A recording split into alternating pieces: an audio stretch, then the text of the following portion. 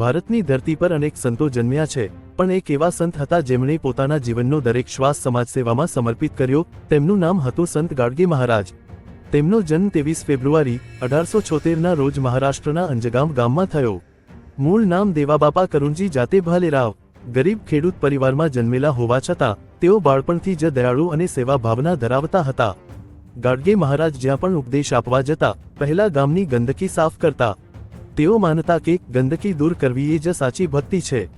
તેઓ અંધશ્રદ્ધા દૂર કરવા, શિક્ષણ ફેલાવવા અને ગરીબોની સેવા માટે જીવનભર કાર્ય કરતા રહ્યા.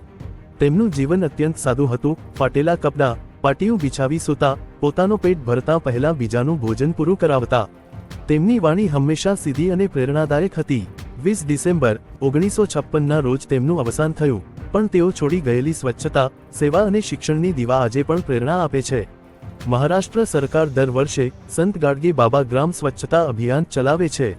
આવો સંત ગાડગે મહારાજના પગલે ચાલીને આપણા ગામ, આપણા શહેરને સ્વચ્છ અને સુંદર બનાવીએ અને જાગૃત બનીએ.